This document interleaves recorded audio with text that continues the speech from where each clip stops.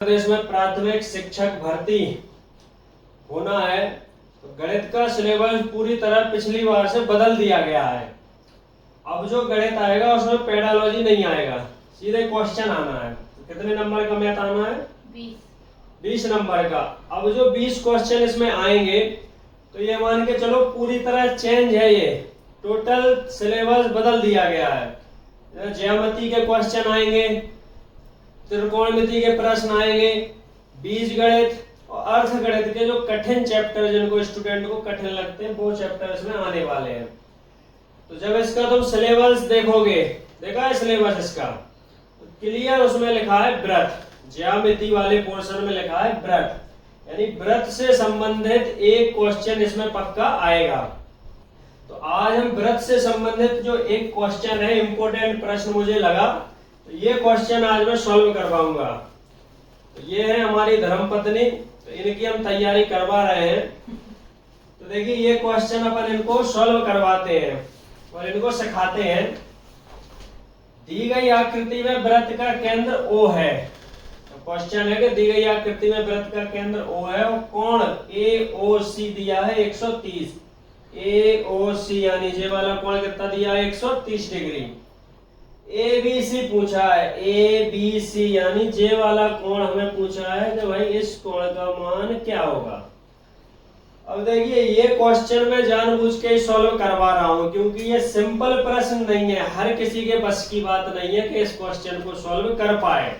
कठिन क्वेश्चन है क्योंकि इसमें थोड़ा सा एक्स्ट्रा दिमाग लगाना पड़ेगा। अब एक्स्ट्रा दिमाग पता है क्या लगाना पड़ेगा? इधर इसको तुम अगर सोचते रह जाओगे तो कुछ नहीं कर पाओगे, क्योंकि इसमें कोई वृत्त की कंडीशन नहीं लगा पाओगे। तो इसमें क्या शर्त रहेगी? चक्रीय चतुर्भुज बनाना पड़ेगा। तो जो चक्रीय चतुर्भुज होता है, तो चक्रीय चतुर्भुज क्या होता है? चक्रीय चतुर्भुज होता है जिसके चारों ही बिंदु, चतुर्भुज के चारों बिंदु कहाँ हो? वृत्त की परिधि पे हो। तो ABC तो वृत्त की परिधि पे है।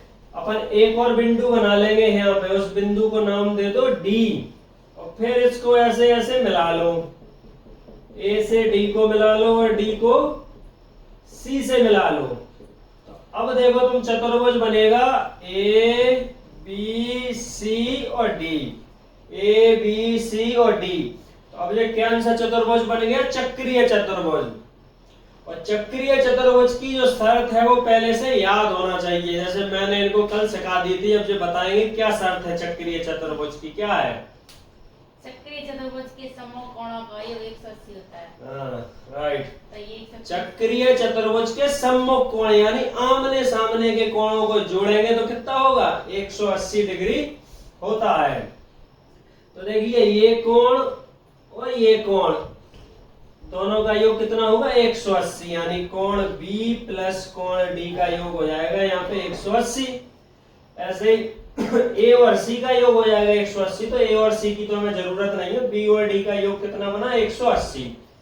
अब थोड़ा सा एक और मैंने शर्त पढ़ाई थी, याद आ रहा है कुछ चित्र को देख के? कि दोनों बिंदुओं से एक तो जो केंद्र पे कोण बढ़ेगा और एक शेष भाग पे कोण बन रहा है, तो क्या कंडीशन थी? तो कोण D कितना हो जाएगा? आधा हो जाएगा।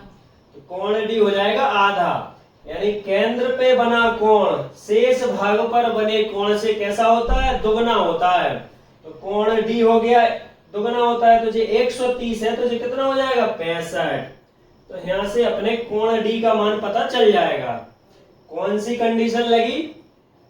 कि केंद्र पे जो बना कोण है वो शेष भाग, जो दूसरी तरफ हिस्सा रह गया, उस पर बने कोण से कैसा होता है? डबल। तो जे 130 है तो जे अपन बना लेंगे 65। अब देखो पता ही है अपन को कि दोनों का योग कितना है? 180। तो कोण D का मान आ गया 65 और B का मान पूछा ही है तो यहाँ से पता कर लो। तो कोण B प्लस 65 बराबर 180। तो कोण B बराबर 180 में से 65 घटा दो, तो कोण B बराबर कितना आ जाएगा? 65 घटाएंगे